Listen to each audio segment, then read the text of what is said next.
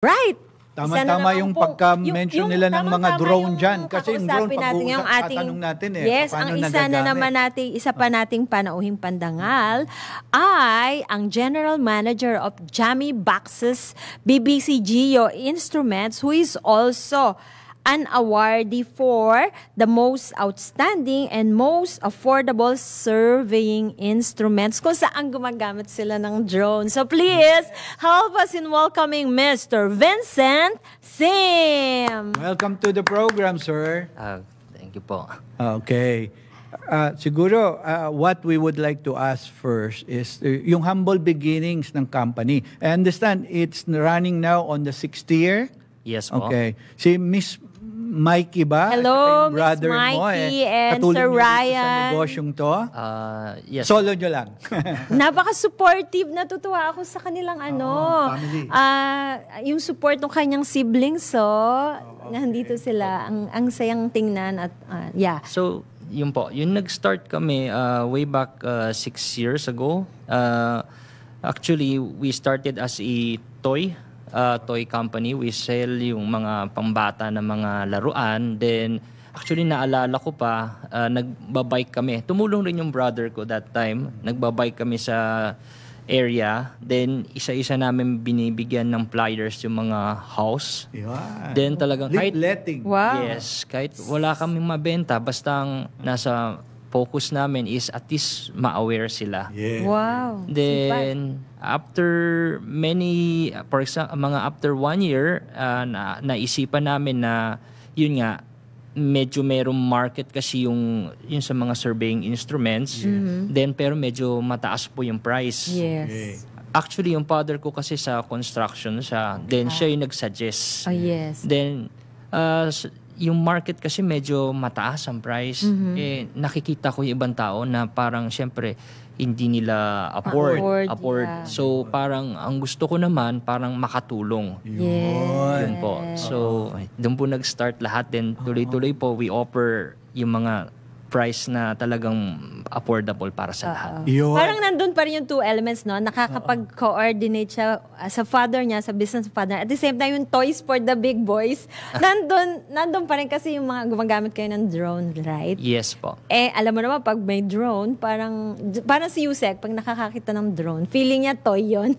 Kaya ang tawag ko doon, toy for the big boy. Okay. These surveying instruments, mostly used during pag nagsasurvey ng lot o gumagawa ng perimeter fence o naglalagay ng tinatawag nilang mohon? Yun ba yung ginagamit ng surveying machines nyo?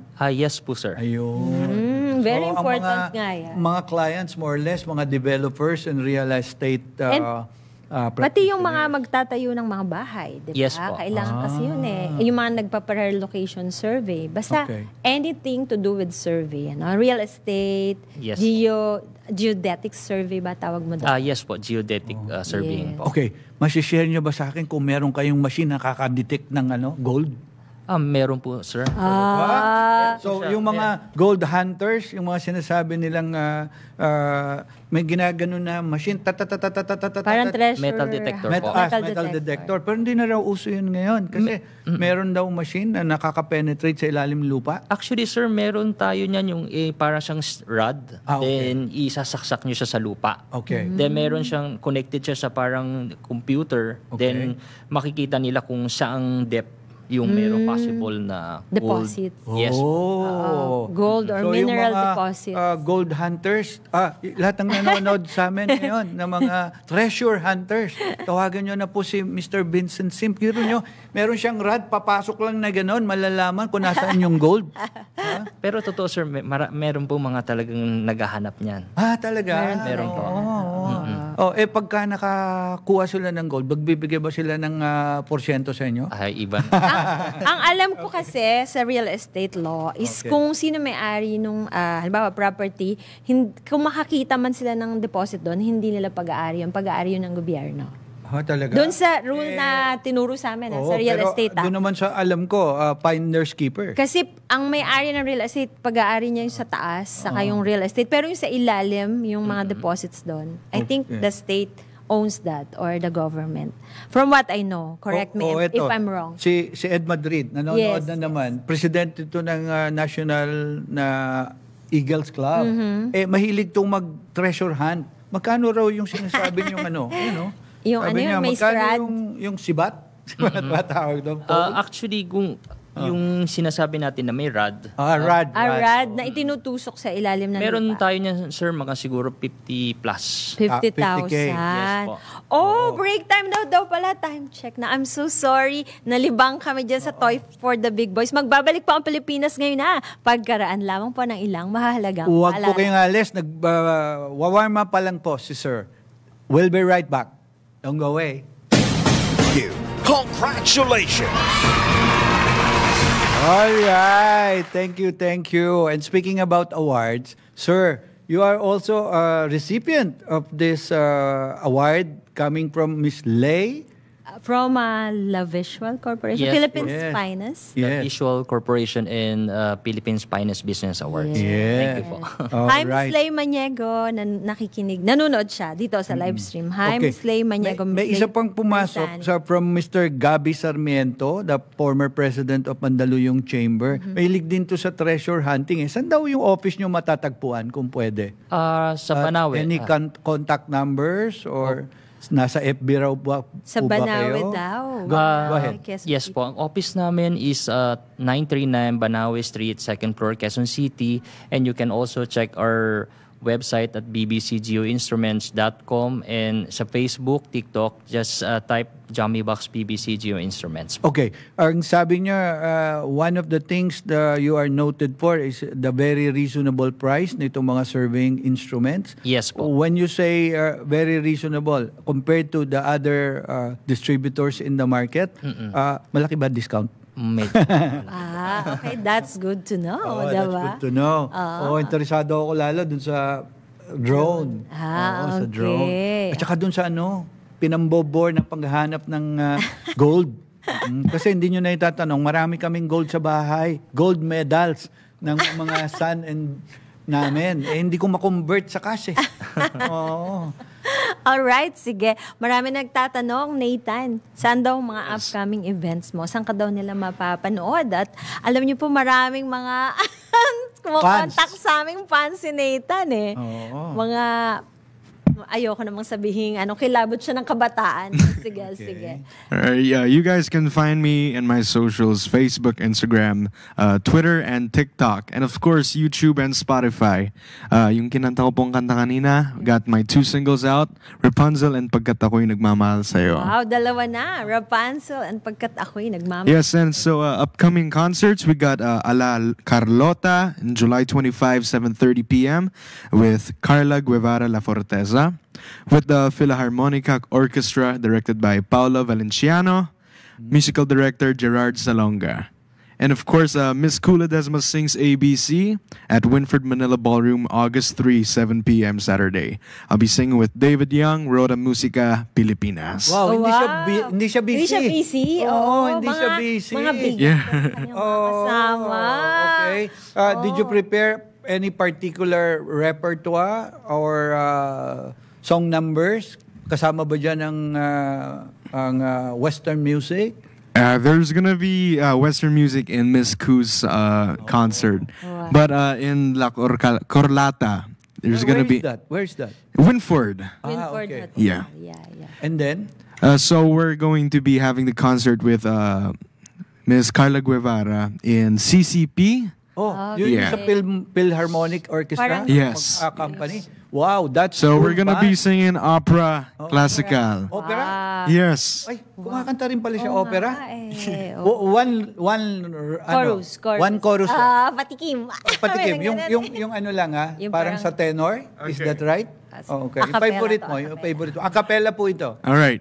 Voglio sentire gli occhi miei dentro di te, nessuno sa la verità, un grande amore mai più grande esisterà.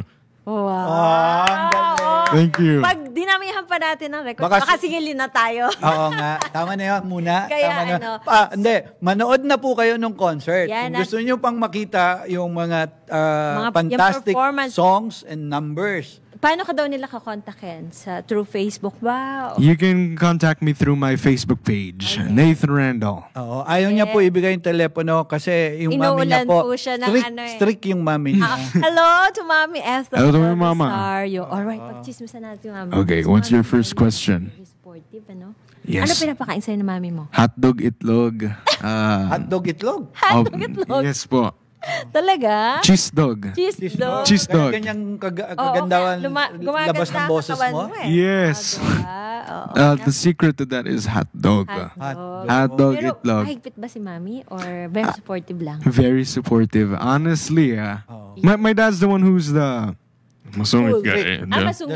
Yeah, yeah, because he served in the military. Ay, yeah. He served in Afghanistan. Oh, wow.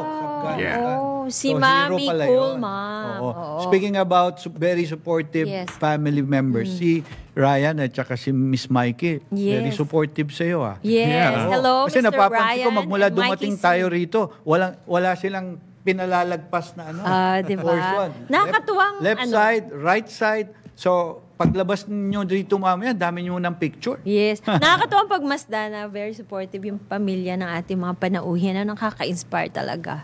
Gano'n naman talaga. Oo. Kaya sila tuloy-tuloy sa kanilang You really get the motivation from it. Yes. And the inspiration that That's goes true. along with it. di ba? True. That's true. All right. So, ayan. Isang question ko na lang oo. sa kanya kasi Business it's about tip ba? business eh. Yeah. Yung I understand earlier when we were discussing solo business nyo to, hindi yun from the father handed down to the second generation. Yes po. So when did you take up business management? College po. Ayun. And then you mastered in business management? Yes po. And I also take masters abroad. Wow. Can you give at least 3 business tips? 3 business to tips. our aspiring entrepreneurs Siguro. and businessmen. Aside from being patient. Passionate. Yeah, like to those young people that are just- trying to focus on making their own business. Yeah, just Like, like Nathan here. what are your tips for someone who's wanting to get into that area of business? Wow. Okay. Tip ko is know your market. Know your So market. you know your market. If you know the market, you need to know the pricing.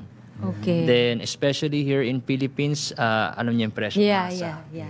Then good service. Yun. Good service. Know your market, know the competitors' prices, Yes. and good service, customer service. Ayan. Wow. So, time na po para... Napakagandang, business tip mula sa General Manager of Jammy Boxes BBC Geo Instruments, Mr. Vincent Sim. At talaga naman po tayo inaliw ni Mr. Nathan Randall, Aliw Awardee. Yes. Yes. So, wag time niyo na po- po para pasalamatan natin Yes, ang gusto ating nating mga nakasama sa pasalamatan ating mga nakatuwang sa broadcast. sa broadcast. Please, Led by our news director, yes. Judith Estrada Lorino, tech engineers Aldrin Cruz, Kent Sally, Gilton Reyes, Kay Constantino, broadcast IT, JV Dominguez, teleprompter operator Neil Joy Abella, writers Jan Patrola, Charles Loretta, communication assistants Yasmin Pantaleon, Daniela de Guzman, Aloysa Bolinao, Eliza Cabeda, our intern Aizen Lois Moises.